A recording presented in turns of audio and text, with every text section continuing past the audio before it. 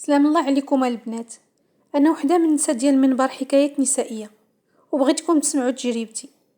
ترملت صغيره بثلاثه ديال البنيات، باهم مات وخلاهم ليا باقي صغار. الله يرحمه كان غير نجار، وراس مالو هو دراعو.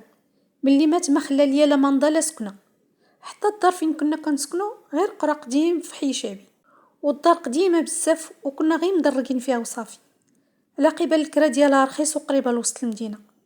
ملي توفى راجلي خرجت كنخدم في الديور، كنخلي بناتي بجوج للجيران، والصغيره اللي عندها عامين كنديها معايا. بقيت خدامه واحد المده طويله وجارتي معاونه معايا في بنياتي، ومره كندور معاها بشي بركه. حتى لواحد النهار بنتي الكبيره اللي عندها 7 سنين تشكات ليا من ولد جارتي، قالت لي ماما راه مره كيبوسني وكيقول لي اجي جلسي ليا فوق رجلي. هاد الولد في سن المراهقه عنده 17 عام، والهضره اللي قالت لي بنتي خلاتني نتسوس ونفقد الثقه، ونقرر نشد بناتي عندي نسد عليهم في الدار حتى نرجع، حسن ما نبقى نغامر بهم عند الناس حتى يتعرضوا لشي اغتصاب. صافي جمعت راسي وليت كنخليهم بوحدهم في الدار ونخرج نخدم، وكنوصي جارتي الا سمعتهم الضاربه ولا عيطوا عليها على شي مشكل تعيط ليا في التليفون. وفعلا داكشي مناش كنت خايفه هو اللي وقع. بنتي اللي عندها 4 سنين جلست كتلعب بالبريكه وشعلتها ولحتها فوق السداري وسهات عليها. غير اختها اللي شافت العافيه شعلت وبقات كتعيط للجار اللي دخلت وطفات العافيه في ديك الساعات. جيت انا في العشيه من الخدمه وكانت العطله ديال الصيف. ملي عاودوا لي الواقعه فشلت، وبقيت كنتخيل كل العافيه سرحات ووصلت البوطه، كون الدار كلها تهزت وتحرقنا لا حنا ولا الجيران. هاد الحادثه خلعتني بزاف وخلاتني نحبس الخدمه العطله كلها ونجلس مع بنياتي. انا البنات كنت كنسكن في حي شعبي، وكانوا حدانا بنات بزاف كيخدموا بالليل. شي وحدينات عندهم اطفال غير شرعيين وما كيلقاوش اللي يقابلهم اليوم، وكانوا مستعدين يخلصوا عليهم فلوس غير لقاو اللي يحضرهم اليوم بالليل. ومن هاد البنات كانت وحده لاصقه مع الدار اللي كنت كاريه فيها انا. واحد النهار تلاقيتها وسولتني علاش ما بقيتش خدامه. عاودت لها المشكل. هاد البنت كانت خدمتها في الكباري، وكانت كتدخل الفلوس مزيان غير بالتدويره ديال الكليان زياده على خلصتها ديال السيمانه. ملي كان راجلي حيا البنات كنت عايشه باللي قسم الله، وما كانش كيخليني حتى نجمع مع بحال هاد النوع ديال البنات. ولكن هي زعما تهضر معايا حيت عارفه ظروفي ما بقاتش كيف ما كانت في حياه راجلي. بغات تقترح عليا نشد ليها ولدها الليل كامل مقابل 800 درهم في الشهر. انا البنات بسبب الظروف اللي كنت فيهم كنت مضطره نوافق على العرض ديالها. قلت ليها غير جيبي ليا، ما ترددش. قلت هي بعدا قريبه ليا وتقدر تعرف كيفاش عايش ولدها معايا. صافي ملي كتكون خارجه بالليل كتجيب ليا ولدها، والصباح ملي كترجع كتنعس واحد الساعه ولا ساعتين حتى كتسارح وكتجديه. دازت واحد المده وشافت ولدها بخير عندي، واقترحت عليا نبقى نقابلو ليها حتى بالنهار وتزيدني 300 درهم في الشهر. بشويه الخبر ديال الحضانه بدات كتشيع في الحومه، وليت كنتلقى عروض اخرى من بنات اخرين عندهم نفس المشكل. وما دارت 6 شهور حتى كانوا عندي 4 ديال الوليدات. داريا البنات واخا شي بني ما كانش شي بني جديد، كانت مغطيه وكانوا عندي فيها 2 بيوت وسط الدار وكوزينه وطواليت. ومع هاد الظروف اضطريت نخوي الصالون وندير فيه نوام الصغار للوليدات اللي كانوا كلهم رضع وكلهم خاصهم رعايه خاصه. ما كنتش مكلفه غير بماكلتهم او غسيلهم، ولكن حتى الطبيب ديالهم حتى الا مرضوا كنديهم للسبيطار ديال الحومه، وحتى هو ما كنتش كنلقى فيه مشكل حيت الفرمليه اللي خدامه فيه بنت الحومه وكتعرف عليا كلشي. بقات الامور البنات غاديه مزيانه، وبقيت مقابله دوك الوليدات وضامنه على الاقل واحد رزيق شهري مع مواتهم.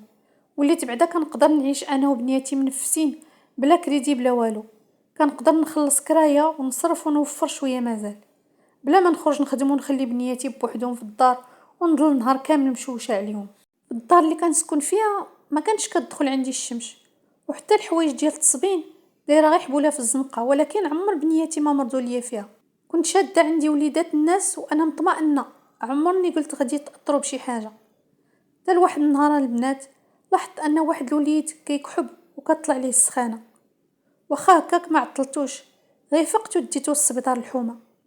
قلباتو الطبيبه وعطاتني دي زونتيبيوتيك ودويات اخرين، بقيت كنعطيهم ليه مده ديال سيمانه وما سكتش على الموضوع. ملي جات مو علمتها، وحتى هي شكراتني وعطاتني فلوس الدواء ومشات لخدمتها مطمئنه، لانها عارفه مسبقا ان ولدها كنت مهنيه فيه وكان في امان الله عندي. دازت سيمانة وانا كنعطيه الدواء والو ما قرش فيه، السخانة غير غدا وكطلع وما بقاش باغي حتى يرضع. رديتو للسبيطار زادتني الدواء اخر وحتى هو ما قدا والو. وليت كنحطو بعيد على الوليدات الاخرين باش ما يتعداوش، ولكن لاحظت ان حتى وليد من الاخرين ما صابتو العدوى. هذاك بوحدو اللي مرض وضعاف والكحه والسخانه والعرق ما بغاوش يخفوا عليه. دات امو معاها واحد الليله ورداتو ليا على اساس هي خدامه وما مسالياش ليه، وحيت انا مخلصه في الخدمه اللي كندير معاه. رجعتو للطبيبه المره الثالثه، رغم انني ملي كنبغي ندي شي وليد للطبيب كندور مع جارتي باش تبقى ليا مع الاخرين حتى نرجع.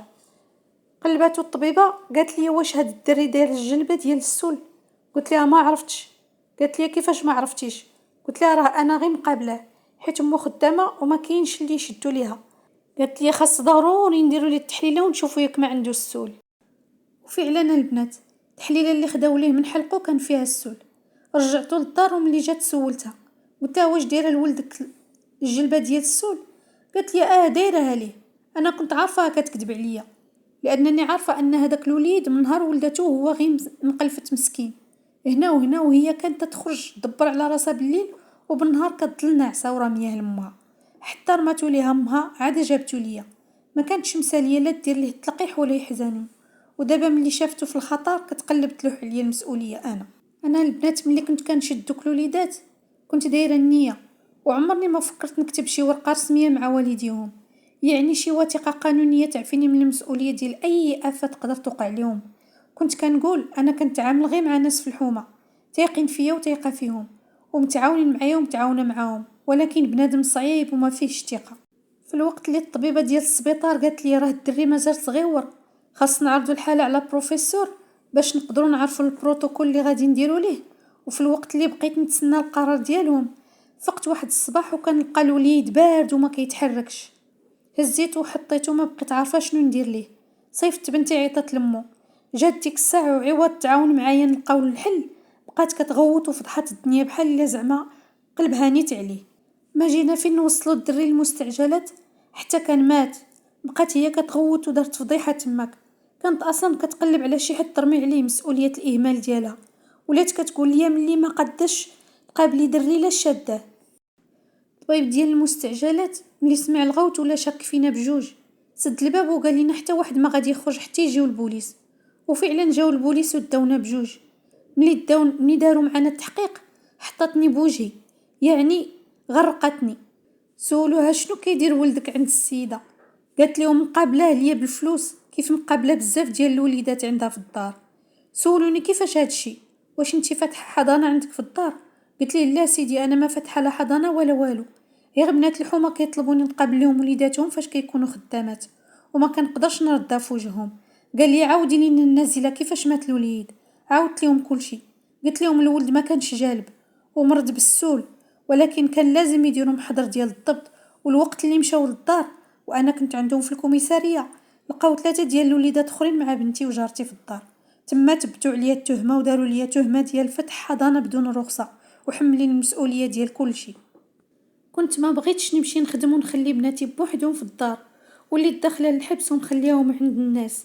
بعد البحث والتحقيق معايا ومع امهات ديال 3 الوليدات اللي بقاو خديت حكم ديال 2 و6 شهور. واخا الامهات الاخرين نكروا انني كناخذ من عندهم الفلوس، ورغم ان المحامي التمس ليا ظروف التخفيف على قبل الحاله الاجتماعيه ديالي. بعد الاستئناف خلاوها لي عام ونص. اللي سمعت حكايتي البنات كنقول لها عمرك تغامري في شي مسؤوليات كبار عليك، ولا بغيتي تخدمي وترزقي الله خدمي في الضو وبعدي على الرزق اللي غادي تبعوك فيه المشاكل، حيت بنادم الا خرجت لك زوينه كيشكرك ويصفق لك، ولا حصلتي كيقلب عليك وجهه بحال الا عمرك درتي الخير. ختاما البنات اللي خدات العبره دعم هذا المنبر بلايك واشتراك، ومرحبا بكم معنا في حكايه نسائيه. كنتمنى نكون خفيفه على قلوبكم.